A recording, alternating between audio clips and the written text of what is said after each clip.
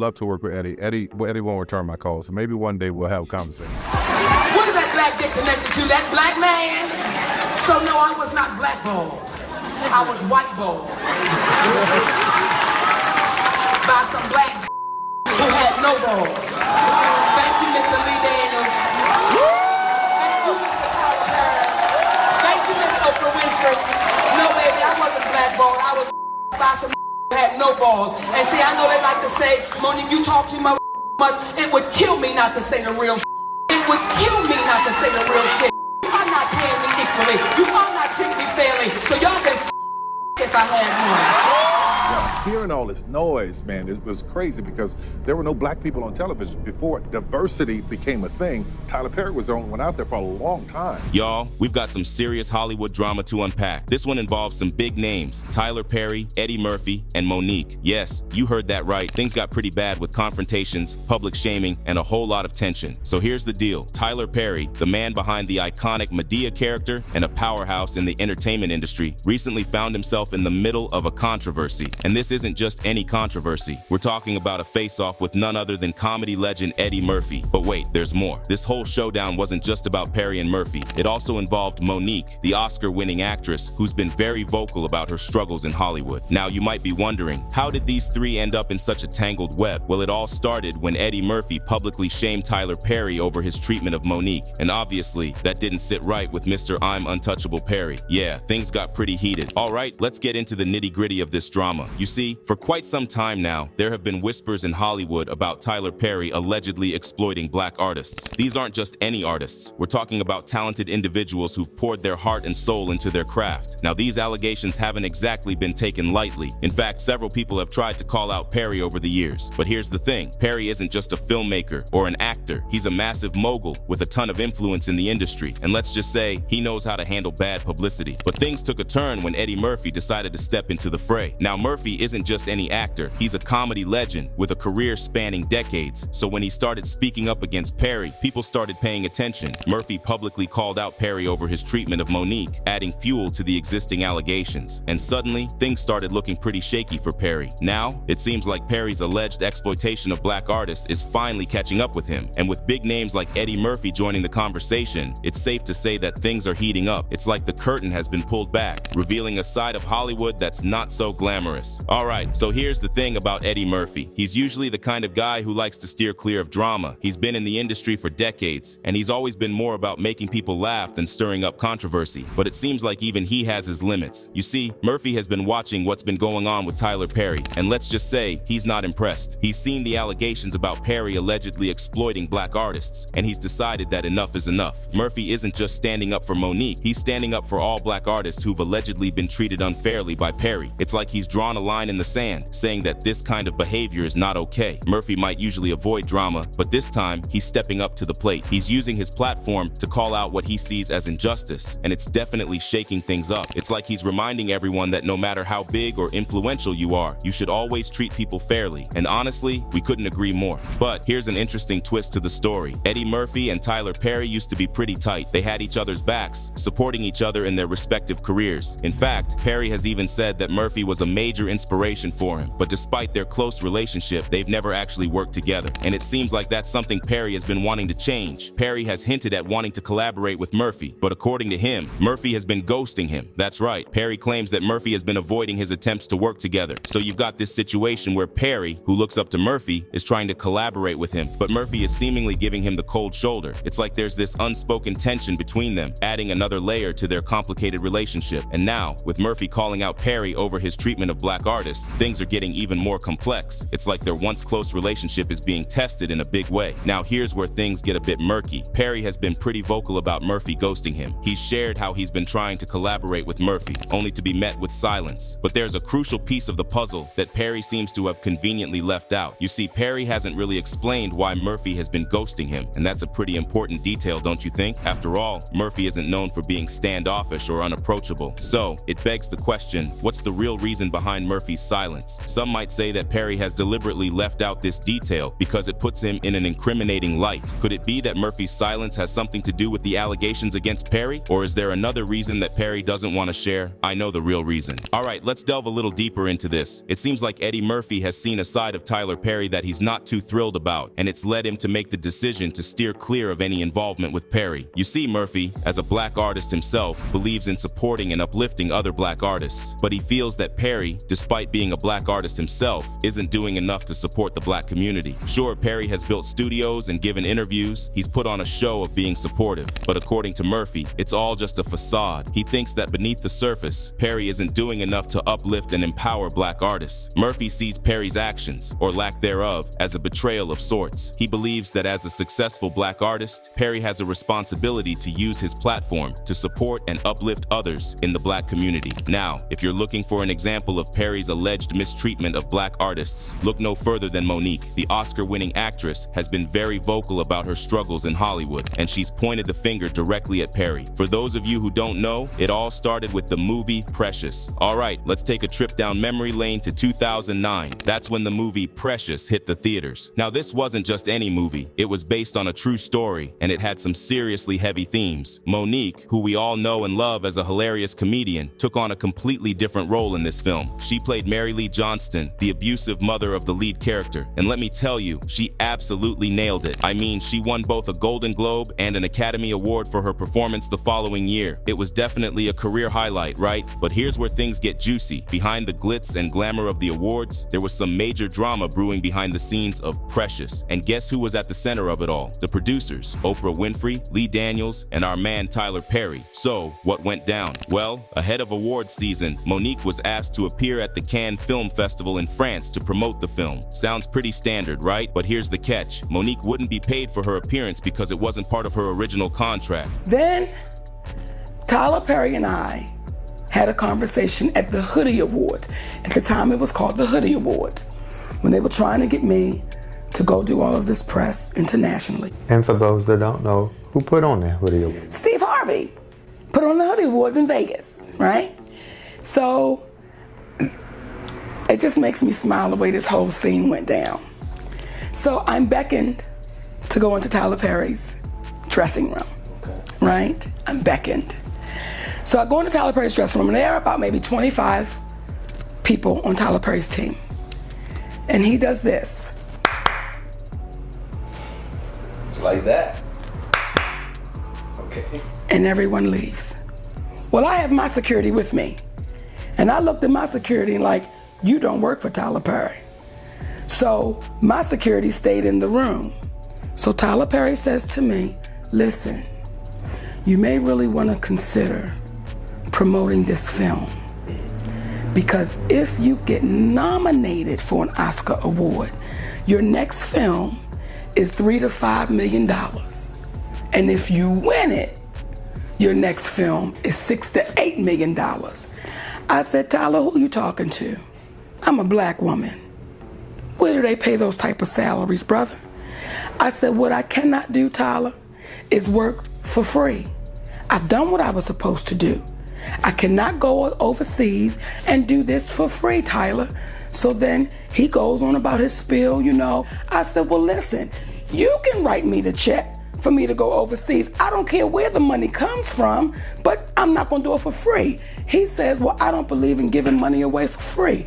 I said, I don't believe in working for free, so we're on the same page. And Monique, being the boss that she is, decided to stand her ground. She declined the offer, sparking a whole lot of controversy. It was like she'd thrown a wrench into the Hollywood machine, standing up for herself in an industry that often takes artists for granted. Now, while Precious might have been a huge success, it also exposed some of the not-so-pretty aspects of Hollywood, and it definitely added a new chapter to the ongoing saga between Monique and Tyler Perry. I said, Oprah, I'm doing a talk show. I'm doing a comedy tour. I have a husband and I have babies. I have a little bit of downtime time, and I'm going to take advantage of it. So I'm not going anywhere because I'm not obligated to go anywhere. I've done my part, she told The Hollywood Reporter. So after Monique stood her ground with Tyler Perry and the other precious producers, she says things took a turn for the worse. She claims that they labeled her as difficult to work with, kind of like a Hollywood scarlet letter. And according to her, this label seriously damaged her career. But here's where things get interesting. Monique says that Precious director Lee Daniels has personally expressed regret about how the producers treated her. But as for Oprah and Tyler Perry, they've apparently refused to publicly apologize. Now, fast forward to 2022, Monique claims to have an audio recording of Tyler Perry in which he agrees to make amends and admit his wrongdoings publicly. But it seems like Perry never actually followed through on that promise. During her appearance on Club Shay Shay, Monique revealed that she sent the audio recording to Al Sharpton, the controversial civil rights leader. And guess what? He agreed to step in and mediate a public discussion between them.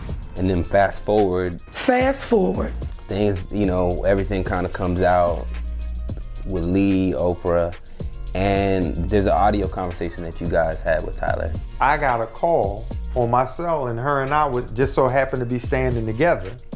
And that's when he called me and looking for Monique to say, hey, I'd like to speak with y'all because I heard your podcast, I could hear the hurt, and you heard the audio.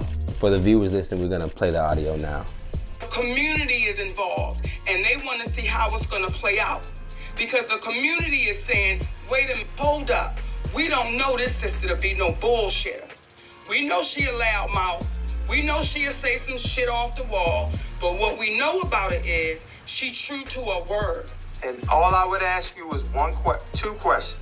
The first question is, did you not just say it was wrong? Tyler.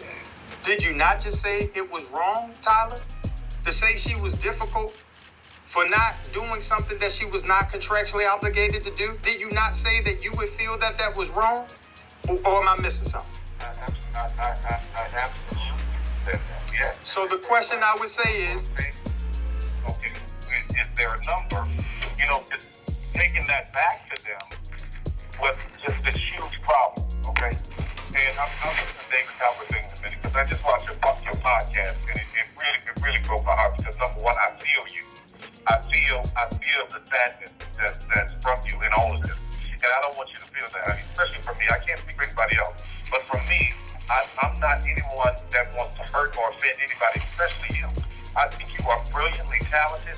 I think you should have a lot more happening than you from that award. I thought for sure that if you had campaigned and won it and played by their rules, what would have happened is in the next deal, you would have got more money, millions of dollars, and your career in the film would have been much different. I believe that much in your talent. So in saying all of that, I just say it's just heartbreaking because I don't ever want you to think that I'm now trying to blackball or say anything. Please give me what I say. I'm not trying to hurt you. I would never try to hurt you. But here's the twist. After Monique reached out to Al Sharpton, she says she didn't hear back from him for over 6 months. And when she did see him next, he was on a podium talking about flying on Tyler Perry's private jet. Monique explained during her Club Shay Shay appearance, the next time we saw Al Sharpton, he was on a podium talking about, we don't need to fly commercial because we can fly Tyler Perry's private jet. That's why maybe I'm not hearing back from him. As for Tyler Perry, he's never publicly addressed the feud or taken responsibility for the state of Monique's career. It's like he's staying silent while this drama continues to unfold. But don't think for a second that Monique was ready to let this go. She geared up to take her grievances on the road during Cat Williams' Dark Matter tour. Now, Monique claims that Lee Daniels has since offered her a public apology for his part in the downfall of her career. But when it comes to Oprah and Tyler Perry, well, that's a different story. The drama between Oprah and Monique apparently escalated after Oprah invited Monique's family on her talk show. They were there to discuss the abuse Monique suffered during her childhood, a deeply personal topic that was aired out for everyone to see. As for Tyler Perry, it seems like he's had a change of heart. But what does that mean exactly? Has he decided to apologize, or is he just trying to distance himself from the drama? Either way, she doesn't care anymore. According to TMZ, the comedian went off on Oprah and Tyler Perry during a recent stop on Cat Williams' Dark Matter comedy tour. And when I say she went off, I mean she really let loose. Monique didn't just verbally attack the two moguls. She got the crowd involved too. She rallied them to join her in calling Perry and Winfrey coon. Yeah, you heard that right. It's clear that Monique isn't afraid to speak her mind. She's standing up for herself and she's not pulling any punches. It's like she's thrown down the gauntlet, challenging Oprah and Tyler Perry in a very public way. And we're all just watching, waiting to see what happens next. What is that black dick connected to? That black man? So no, I was not blackballed. I was whiteballed. By some black dicks who had no balls. Thank you, Mr. Lee Daniels. Thank you, Mr. Tyler Perry. Thank you, Miss Oprah Winfrey. No, baby, I wasn't blackballed. I was up by some who had no balls. And see, I know they like to say, Monique, you talk too much. It would kill me not to say the real shit. It would kill me not to say the real shit. You are not paying me equally. You are not treating me fairly. So y'all can suck if I had one. She said, you Oprah Winfrey, you Tyler Perry, she began. Coon, I said it, say it with me. But here's where things took a turn. Monique noticed that some people in the crowd weren't joining in. So what did she do? She started mocking them and their love for Oprah. But then, in a surprising twist, she insisted that all her actions were out of love. Then, Monique shifted her focus to Oprah's inner circle. She questioned Oprah's close relationship with Gayle King and even hinted that they might be romantically involved. She definitely didn't hold back. She was throwing shade left and right, stirring up controversy with every word. It's like she's determined to challenge the status quo and speak her truth, no matter who it offends. And we're all just here, watching this drama unfold. I'm too old to be scared of this. I'm too old to be intimidated by this.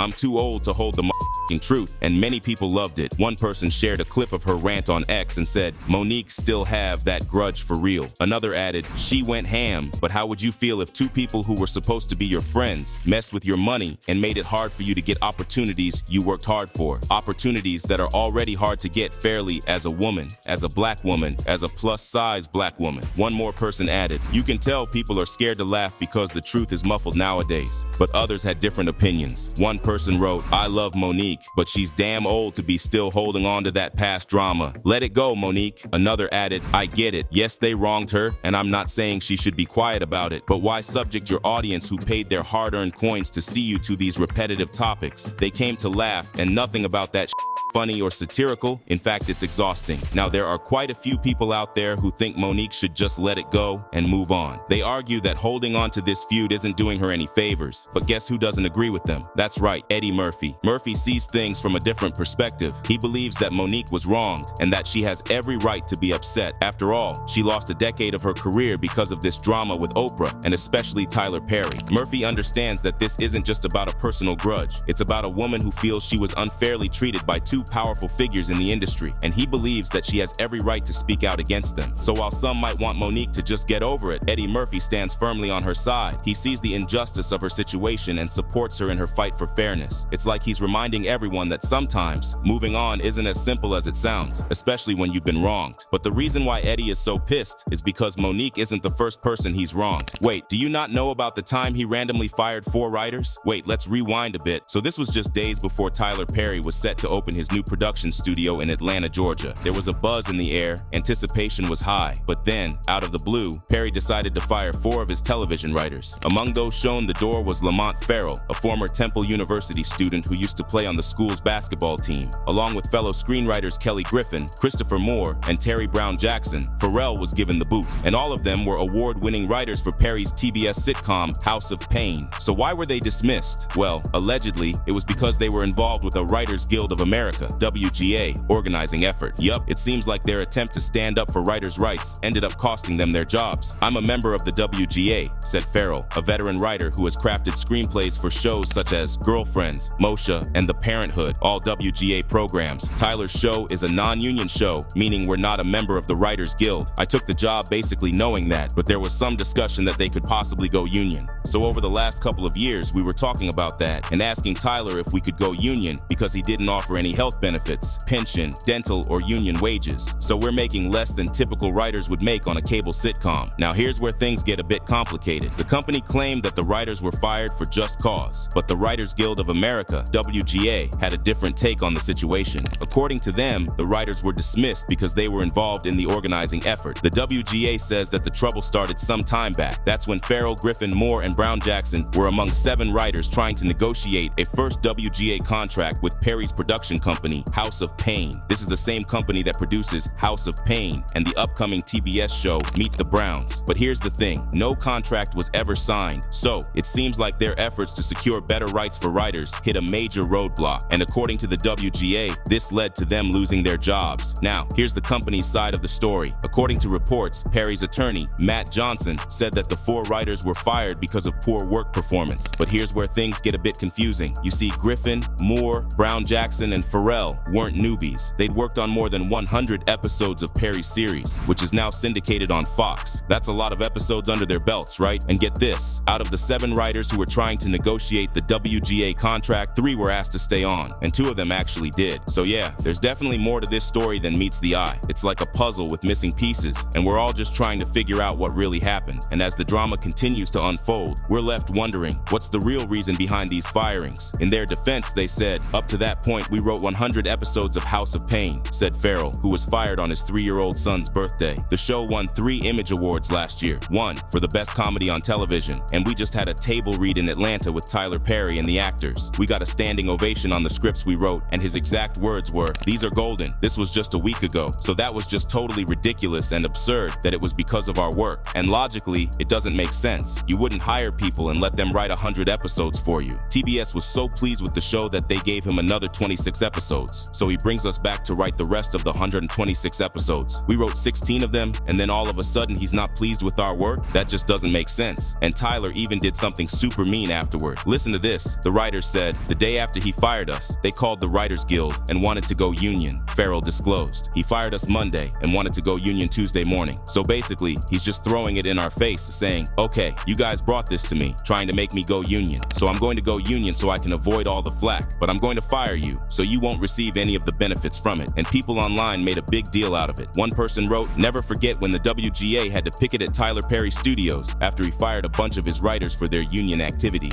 And the worst part is that he's done a lot more damage to the black community. After House of Pain and Meet the Browns totally blew up, cultural critic Jamila Lemieux decided she had something to say about Tyler Perry. So she penned an open letter, and NPR was like, yep, we're publishing this. She didn't beat around the bush. She straight up told Perry that she wasn't digging how he used stereotypes in his work. She wrote, through her, the country has laughed at one of the most important members of the black community, Mother Dear, the beloved matriarch. I just can't quite get with seeing Mother Dear played by a 6'3" man with prosthetic breasts flopping in the wind. Our mothers and grandmothers deserve much more than that. Heck, our fathers and grandfathers deserve more. Then she dropped another bombshell. She said, Mr. Perry, you have told the Hollywood old guard to kiss your backside, and I appreciate that, brother. But many black folks have expressed some of the very same attitudes about your work that white critics have. And guess who else decided to join the critique party? None other than legendary film director Spike Lee. He didn't hold back either, calling out Perry for those stereotypical characters. According to Spike, the industry could seriously level up by ditching those one-dimensional characters in Perry's super successful, but, in his words, biased and nonsensical movies. When I'm hearing all this noise, man, it was crazy because